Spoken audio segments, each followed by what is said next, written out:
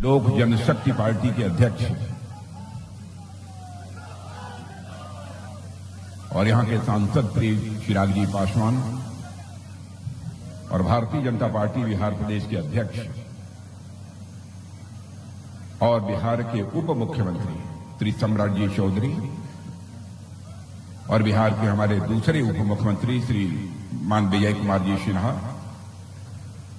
यहां के आपके चिर परिचित प्रत्याशी अरुण जी भारती, मंत्री बिहार सरकार श्री हरीश सहनी जी, श्री राजू तिवारी जी प्रदेश अध्यक्ष लोजपा, सुश्री श्रेयसी सिंह विधायक जमुई, श्री हुलास पांडे पूर्व विधायक पार्षद सह बिहार संसदीय बोर्ड अध्यक्ष, श्री जीवन सिंह जिलाध्यक्ष लोजपा, श्री कन्हैया सिंह जी, श्री शैलेंद्र महतो जी जिलाध्यक्ष जदयू। इस सभा में मौजूद मेरे सभी सम्मानित बहनों एवं भाइयों, जहां तक मुझे याद है लगभग 3 बार जमुई की सार्वजनिक सभा को इसके पहले मैं संबोधित कर चुका हूं, लेकिन मुझे यह भी याद आता है इसके पहले जब भी मैं जमुई आया हूं, बहनों भाइयों, हमारे अभिन्न मित्र जिनके साथ मेरा भावनात्मक रिश्ता था, और मैं ये कहूं कि एनडीए में वह शामिल हुए थे जब मैं पार्टी का राष्ट्रीय अध्यक्ष था, तो हमारे आग्रह पर ही एनडीए में जो शामिल हुए थे, ऐसे स्वर्गीय रामविलास जी पासवान आज हमारे साथ मंच पर नहीं है। स्वाभाविक रूप से उनकी कमी मुझे खटक रही है। खिलखिलाता हुआ चेहरा और जिस गर्मजोशी के साथ आकर वो लिपट जाते थे, उससे जिस अपनेपन का एहसास होता था, मैं उसको शब्दों में बयान नहीं कर सकता। लेकिन जो प्रकृति का शाश्वत नियम है, दुनिया की कोई ताकत उसे नहीं बदल सकती है। जो आया है सभी को जाना है। लेकिन रामविलास जी पासवान अपनी विरासत के रूप में जो चिराग पासवान को देकर गए हैं, बहनों भाइयों, मैं कहूंगा कि आपका चिराग पासवान यह साधारण नौजवान नहीं है,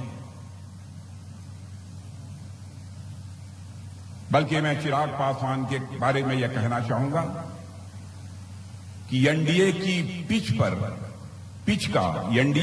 का वह रन हीटर है। जितने रन की जरूरत होगी वह उतने रन बनाने की क्षमता आपका चिराग पासवान रखता है।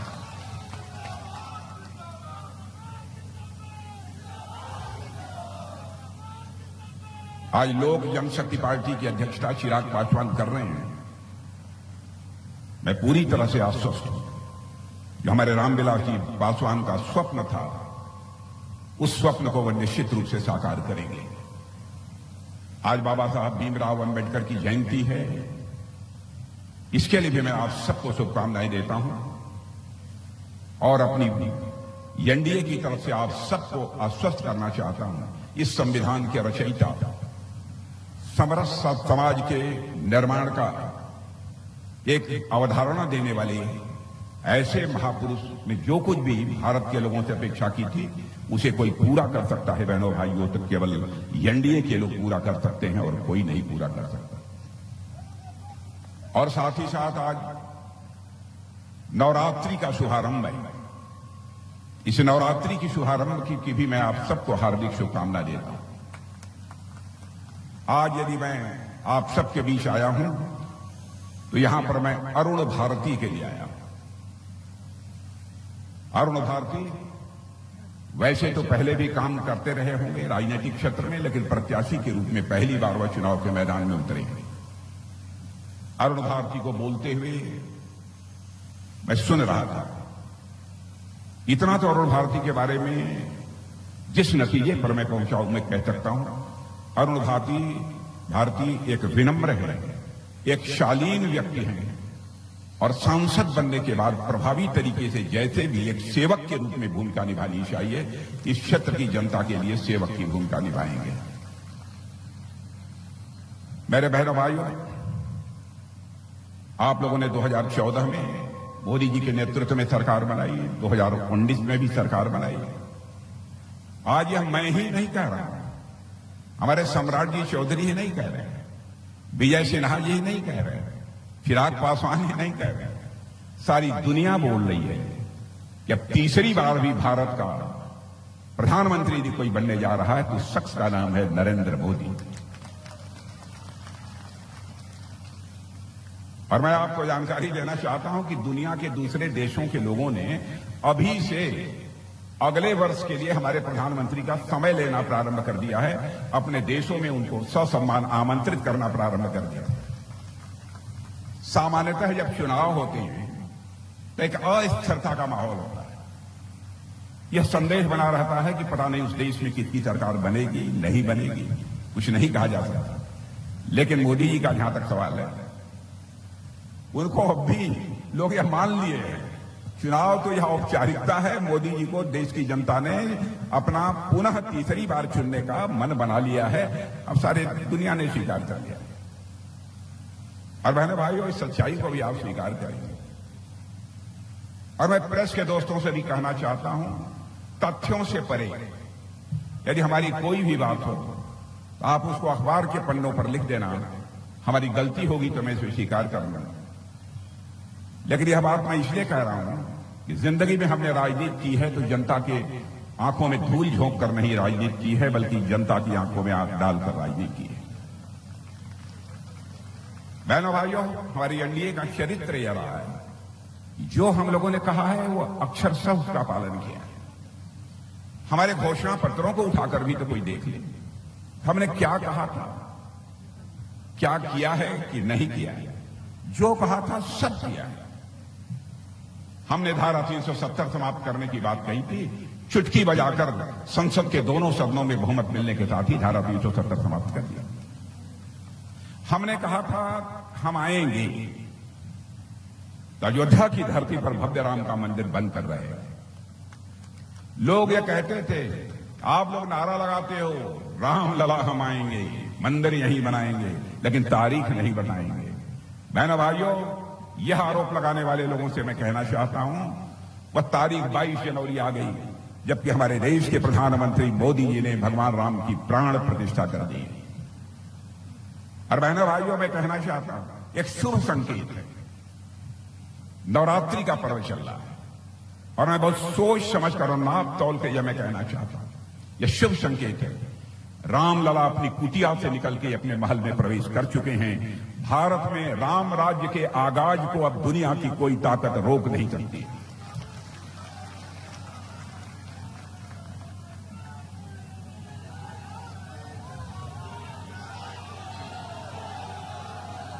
और मेरे बहनों भाइयों, राम राज्य किसे कहते हैं?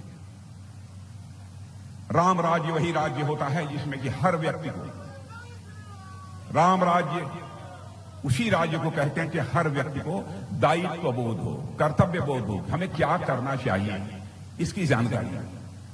अधिकार बोध से नहीं, हमारा अधिकार क्या है। कैकेयी ने के अंदर अधिकार बोध था, हमारा यह अधिकार है, हमारा ही बेटा सिंहासन पर बैठना चाहिए। इसी कारण सारा संकट पैदा हुआ था और मर्यादा पुरुषोत्तम भगवान राम को 14 वर्षों का वनवास स्वीकार करना पड़ा। हम उस राम राज्य की बात कर रहे हैं जिसमें कि हर हमारा भारत का नागरिक, उसके अंदर यह भाव पैदा हो, हमें भारत माता का मस्तक सारी दुनिया में ऊंचा करना है। जिस दिन यह भाव पैदा हो जाएगा, भारत में राम राज्य उसी दिन आ जाएगा। बहनों भाइयों, मैं दावे के साथ कहता हूं। अब जैसे हम लोगों ने कहा था कि हम आएंगे तो 3 तलाक की प्रथा को समाप्त करेंगे। लोग कहते हैं आप लोग मुस्लिम विरोधी हैं। मैं अपने मुस्लिम भाइयों से भी कहना चाहता हूं, मैंने जिंदगी में कभी जाति, पंथ, मजहब की राजनीति नहीं की है। मैंने बराबर यदि राजनीति की है तो इंसाफ और इंसानियत की राजनीति की है। मेरे बहन भाई, मैं मुसलमान भाइयों को बतलाना चाहता हूं, केवल मुसलमान भाइयों को नहीं, जो ईसाई हों उनको भी, जो यहूदी हों उनको भी, जो भी पारसी हों उनको भी, जो भी भारत के नागरिक हैं, चाहे किसी भी धर्म को मानने वाली कोई माता हो, बहन हो, बेटी हो, बहनों भाइयों, कोई इसे स्वीकार करे अथवा न करे, हम सब सारे लोग, एनडीए के लोग, भारतीय जनता पार्टी के लोग उसको अपनी माता, बहन और बेटी ही मानते हैं। भले ही आपको जो मानना हो उसे मानो, लेकिन हम माता, बहन और बेटी मानते हैं। किसी भी धर्म को मानने वाली माता, बहन और बेटी के साथ जुल्म होगा, अत्याचार होगा, तो सत्ता के लोभ में कोई भले ही उसे माफ कर दे, लेकिन बहनों भाइयों, भारतीय जनता पार्टी माफ नहीं करने वाली। 3 तलाक कितना जुल्म था। मुस्लिम बहनों पर शादी हुई 10 दिन के बाद खड़े होकर कोई बोल दे तलाक तलाक तलाक और उसको छुट्टी कर दे। राजनीति जाए भाड़ में, सत्ता के मोह में भले ही कोई इसे स्वीकार कर ले, लेकिन हम एनडीए के लोग इसे कभी स्वीकार नहीं कर सकते बहनों भाइयों। इसलिए डंके की चोट पर हमने 3 तलाक की प्रथा को भी समाप्त किया। बार बार मैं कहता हूं कि राजनीति केवल सरकार बनाने के लिए नहीं की जानी चाहिए। राजनीति की जानी चाहिए तो देश बनाने के लिए राजनीति की जानी चाहिए। मैं कभी कभी नजर डालता हूं, क्या हो गया है लालू जी को। बहनों भाइयों, लालू जी हमारे मित्र हैं। उनके परिवार के लोग क्या बोल रहे हैं? सरकार बनेगी तो मोदी जी को जेल में डालना है। न 9 मन तेल होगा न राधा नाचेगी बहनों भाइयों, न 9 मन तेल होगा न राधा नाचेगी।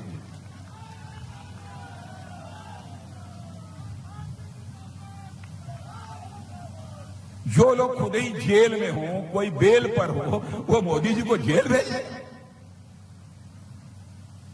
मैं जानता हूं बिहार की जनता बहुत स्वाभिमानी जनता है, अच्छी तरह सब कुछ बर्दाश्त कर लेगी, लेकिन मोदी का जेल जाना यह हिंदुस्तान की जनता को कतई स्वीकार नहीं हो। इस तरीके की बातें जो करने वाले लोग हैं उनको पूरी तरह से नकार देगी इस देश की जनता। अब मछली नवरात्रि के पर्व पर आप खाते हो, क्या संदेश देना चाहते हो? आपको जो खाना हो, मछली खाना हो, सुअर खाना हो, कबूतर खाना हो, हाथी खाना हो, घोड़ा खाना हो, सब खाओ। दिखाने की जरूरत क्या है? बहनों भाइयों, केवल वोट के चक्कर में तुष्टीकरण की राजनीति से कहते हैं कई खास मजहब के लोग इसके कारण हमसे खुश हो जाएंगे, वोट दे देंगे। लालू जी, मैं कहूंगा ऐसे लोगों को संभालिए। राजनीति केवल वोट लेने के लिए नहीं होनी चाहिए। राजनीति का मतलब होता है, राजनीति अब 2 शब्दों को मिलाकर बना हुआ है, राज और नीति। नीति या संस्कृत के नए धातु से बना, जिसका अर्थ होता है ले जाना, किशोर ले जाना, सन्मार्ग की ओर ले जाना। ऐसा राज जो समाज को सन्मार्ग की ओर ले जाने का काम करे, ऐसी व्यवस्था, ऐसी नीति, उसे ही हम राजनीति कहते हैं। लेकिन ये राजनीति शब्द जैसे लगता है अपना अर्थ भी खो बैठा, भाव भी खो बैठा। क्या क्या वादे इन लोगों ने किए थे आपसे? आरजेडी और कांग्रेस ने हमारी यहां सरकार बन जाएगी, 10 लाख लोगों को नौकरी दे दें। मैं बच्चों आपसे पूछना चाहता हूं, आप जितने खड़े हो, एक को नौकरी इन लोगों ने दी है कि नहीं दी है? नहीं दिया है तो हाथ उठाकर बताओ, दिया है कि नहीं दिया है? बराबर जनता की आंखों में धूल झोंक कर उनका समर्थन इन लोगों ने हासिल करने की कोशिश की है। बहनों, यह कहते हैं कि हम बड़े पिछड़ों के पक्षधर हैं। मैं कहना चाहता हूं बहनों भाइयों, सच्चाई है कि पिछड़ों के लोग दुश्मन हैं। कर्पूरी ठाकुर जी ने आरक्षण की जो व्यवस्था दी थी, मैंने उत्तर प्रदेश का मुख्यमंत्री रहते हुए उसे लागू किया था। उनके प्रति इनके मन में कोई सम्मान का भाव नहीं। पहली बार कर्पूरी ठाकुर को भारत रत्न से नवाजने का काम यदि किसी ने किया है तो हमारे देश के प्रधानमंत्री मोदी जी ने किया है। बहनों भाइयों, दूसरों ने किया। ओबीसी कमीशन बना था, ओबीसी कमीशन को संवैधानिक दर्जा मिलना चाहिए, लंबे समय से मांग हो रही थी, लेकिन उस पर भी इन लोगों ने कभी ध्यान नहीं दिया और अपने को पिछड़ों का मसीहा साबित करने की कोशिश करते हैं। बहनों भाइयों, ऐसे लोग केवल अपना घर बनाने के लिए राजनीति करते हैं, अपना परिवार बनाने के लिए राजनीति करते हैं, लेकिन हम लोग केवल घर और परिवार बनाने के लिए राजनीति नहीं करते हैं, हम देश बनाने के लिए राजनीति करते हैं। मेरे बहनों, इन लोगों ने तमाशा बना दिया है। चाहे काकेलकर की रिपोर्ट रही हो मंडल कमीशन, उसको ठंडे बस्ते में डाल दिया, मंडल कमीशन का विरोध किया, हर चीज का विरोध किया, फिर भी अपने को पिछड़ों के मसीहा कहते हैं। लेकिन चलिए जो था सो था। बच्चों को नौकरी, बच्चों को जेल भेज रहे हैं, पेपर लीक हो रहे हैं, क्या क्या इनके शासनकाल में नहीं हुआ। ये चुनाव के समय है मेरे बहनों भाइयों, इन सारी हरकतों का मुंहतोड़ जवाब दिया जाना चाहिए। मैं आप सबसे निवेदन करना चाहता हूं, क्योंकि इस धरती की विशेषता को जानता हूं। इस धरती की, बिहार की धरती की विशेषता है जो राजकुमार सिद्धार्थ को महात्मा बुद्ध बना देती है यह धरती। और इतना ही नहीं, मोहनचंद करमचंद गांधी को महात्मा गांधी बना देती है यह बिहार की धरती। ऐसी धरती है। इस धरती के प्रभाव को समझिए, इस धरती के महत्व को समझिए। और भारत के प्रधानमंत्री मोदी जी देश को जितना आगे ले जा रहे हैं, आप लोगों को पता नहीं जानकारी है कि नहीं है। आज के कुछ वर्षों पहले, 10 वर्षों पहले, भारत दुनिया के मंचों पर कुछ बोलता था, दुनिया भारत की बातों को गंभीरतापूर्वक नहीं सुनती। लोग कहते थे भारत कमजोर भारत है, कमजोर देश है, हमारी बातों पर कोई ध्यान ही नहीं देता। मुझे खुद याद है कि पहले जब हम लोगों की बोलने की बारी होती थी तो बहुत सारे लोग जो प्रतिनिधि दूसरे देशों के होते थे उसके चल देते थे, ठीक है भारत बोल लेगा, एक आध दो और कमजोर देश बोल लेंगे, उसके बाद आकर हम लोग बैठेंगे। लेकिन बहनों भाइयों, आज आपको जानकर खुशी होगी, अंतर्राष्ट्रीय मंचों पर, दुनिया के मंचों पर आज यदि भारत कुछ बोलता है, सारी दुनिया कान खोलकर सुनती है कि भारत बोल क्या रहा है। यह भारत की हैसियत है। मैं एक घटना बताना चाहता हूं। कतर में, कतर देश का नाम आप लोगों ने सुना होगा। कतर देश में हमारे नौसेना, नेवी के कुछ अधिकारी, रिटायर्ड जो थे, पूर्व अधिकारियों को किसी कंपनी में, कतर में काम करते थे, किसी प्राइवेट कंपनी में, वहां की अदालत ने उनको फांसी की सजा दे दी। मैंने कहा प्रधानमंत्री से, सब सारे लोग बहुत चिंतित हुए। हर के बावजूद वो भारतवासी हैं, उनको बचाना यह हमारा नैतिक दायित्व है। बहनों भाइयों, हमारे प्रधानमंत्री का कलेजा देखिए, उन्होंने टेलीफोन उठाया और कतर के राष्ट्रपति से बात की, और उसका परिणाम यह निकला कि 2-3 दिन के अंदर ही हमारे जो नौसेना के पूर्व अधिकारी कतर की जेलों में बंद थे, उनकी सजा को कतर के राष्ट्रपति ने माफ कर दिया, वो तख्तल भारत लौटाए। यह है भारत की ताकत, यह है भारत की ताकत। इसलिए मैं आप सबसे अपील करने आया। योजनाओं के लिए मैं चर्चा करूंगा, किसको घर मिला, कहां पानी गया, किसके घर में कितने शौचालय बने, ये तो बहुत लंबी बात हो जाएगी, लंबा समय लगेगा इसमें। आगे हमको एक स्थान पर जाना भी है, 2 स्थानों पर, बिहार में भी एक सभा और उसके बाद पश्चिम बंगाल की एक सभा को मुझे संबोधित करना है। इसलिए मैं आप लोगों से अपील करने आया कि बहनों भाइयों, एनडीए को मजबूत बनाइए। बिहार की एक सीटें भी एनडीए की नहीं शेष बचनी चाहिए जिस पर कि एनडीए की विजय पताका न फहराए मेरे बहन। और हमारे अरुण भारती जी का चुनाव चिन्ह, हमारे चिराग पासवान का चुनाव चिन्ह तो हेलीकॉप्टर है। क्या बात है, जरूरत होगी तो उड़ जाएगा, जरूरत होगी तो धरती पर आ जाएगा।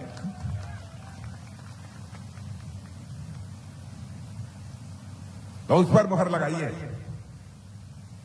और भारी मतों से उनको विजय दिलाइए। और आज जो चुनावी घोषणा पत्र जारी हुआ है, मैं बिहार के लोगों को बतलाना चाहता हूं, जिनको किन्हीं कारणों से, क्योंकि ग्राम प्रधान भी गलती कर सकते हैं, कुछ लोगों का घर बनवा देते हैं, हाँ साहब इनको पैसा मिलना चाहिए, कुछ के बारे में कहते हैं नहीं मिलना चाहिए, कहीं नल लगना चाहिए, नहीं लगना चाहिए। इस प्रकार के भी भेदभाव स्वाभाविक रूप से गांव में होते हैं, क्योंकि मैं भी शहर का नहीं, मैं भी गांव का रहने वाला हूं। मैं जानता हूं जिनको अब तक पक्की छत नहीं मिली है, उनको पक्की छत मिलकर रहेगी, आपको यकीन दिला दिला। जिनके घर में नल से पानी नहीं पहुंचा है, पानी पहुंच कर रहेगा, यह भी आपको विश्वास दिलाकर। यहां 70 साल की उम्र का कोई है? 70 साल की उम्र जिनकी अधिक, हाथ उठाइए। और इधर भी आप भी हैं, या जो सभी लोग हाथ उठा दीजिए। अच्छा, आप भी हैं। आप सभी लोग आश्वस्त रहिए, सरकार हमारी बनने दीजिए। सरकार बनने के ध्यान से सुन लीजिए, सरकार बनने के 1 महीने के अंदर आयुष्मान भारत की योजना, आप चाहे किसी जाति के हो, किसी भी धर्म के हो, सबको 5 लाख रुपए तक का मुफ्त इलाज आपका किया जाएगा। पति और पत्नी दोनों 70 से ऊपर हैं तो दोनों का 5 लाख रुपए तक का मुफ्त इलाज किया जाएगा। यह जुलाई से सिलसिला प्रारंभ होगा। ऐसी कई योजनाएं हम लोगों ने बहनों भाइयों प्रारंभ की है, बहुत सारी योजनाएं प्रारंभ की है। और जहां तक 5 किलो मुफ्त राशन मिलता है, मैं जानता हूं उसमें भी आप कुछ न कुछ गड़बड़ सड़बड़ करते हैं। करते हैं नहीं करते? करते हैं। परिवार में लेना चाहिए, एक आदमी को 5 लोग लेते हैं, अब 25 किलो तो खाएंगे नहीं, कुछ निकाल के बेच देते। यह है सच्चाई की नहीं है? अरे भाई, बिहार में सच तो बोलो, डंके की चोट है, सच्चाई की नहीं है? यह काम और कोई नहीं कर सकता। यह कर सकता है तो 56 इंच के सीने वाला देश का प्रधानमंत्री मोदी ही कर सकता है। मेरे भाइयों, बातें बहुत सारी हैं, बस यही मैं कहना चाहता हूं। रक्षा की दृष्टि से यदि मैं रक्षा मंत्री हूं तो एक बात और मैं बता, बहनों भाइयों, भारत अब कमजोर भारत नहीं रहा। जो चाहे सो भारत को आंख दिखा दे। भारत अब दुनिया का ताकतवर देश बन चुका है। हम किसी को आंख दिखाते नहीं, लेकिन हमें यदि कोई आंख दिखाएगा तो उसका माकूल जवाब देने की क्षमता यदि किसी के अंदर है तो भारत के अंदर है। ऐसा नहीं है कि जो चाहे वह भारत को आंख दिखाकर चला जाए। अब इन लोगों की कांग्रेस आरजेडी वालों की हालत क्या है? मोदी जी ने सर्जिकल स्ट्राइक की। आतंकवाद का खात्मा होना चाहिए कि नहीं होना चाहिए? मैं आपसे पूछता हूं, नक्सलवाद का खात्मा होना चाहिए कि नहीं होना चाहिए? अब आतंकवादी वारदातें हमारे देश की धरती पर पड़ोसी देश वाले कर गए। हमारे प्रधानमंत्री ने फैसला किया, फिर सर्जिकल स्ट्राइक की, हमारे सेना के जवानों ने जरूरत पड़ी कि एयर स्ट्राइक की।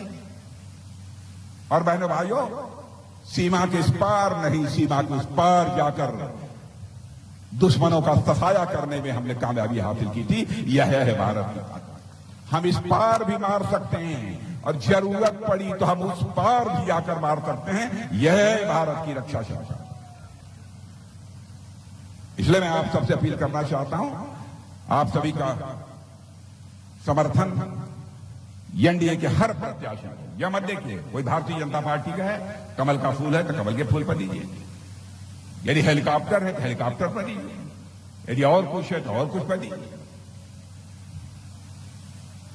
और हमारे यहां 2 उप मुख्यमंत्री बैठे हैं। हमारे नीतीश कुमार जी मुख्यमंत्री हैं। अब लालू जी अन्य लोग उनके बारे में क्या कहते हैं आप जानते हैं, लेकिन बहनों भाइयों, हमारे नीतीश कुमार जी के बारे में चाहे जो कर लीजिए, लेकिन कोई भी माई का लाल, चाहे बिहार का हो अथवा दूसरे राज्यों का, उंगली उठाकर नहीं कह सकता है कि उनके मुख्यमंत्रित्व काल में एक भी भ्रष्टाचार की दाग नीतीश कुमार के ऊपर लगी हुई हो। यह कम से कम इतना तो कोई नहीं कह सकता। इस ईमानदारी की तो इज्जत की जानी चाहिए। आज इस राज्य के मुख्यमंत्री हैं और हमारे भारतीय जनता पार्टी के प्रदेश अध्यक्ष सम्राट जी चौधरी कितने दमखम के साथ काम कर रहे हैं। हमारे विजय कुमार जी सिन्हा, आप सभी लोग अच्छी तरह परिचित हैं, तो आपका स्नेह प्यार मिलना चाहिए। बस यही अपील करने आया था। तरुण भारती जी को जिता देंगे ना पक्का? ना लग नहीं रहा। ना जब हर एक हाथ उठेगा, हर एक हाथ उठेगा, तालियां बजाते हुए उठेगा तो मैं मान लूंगा जिता देंगे।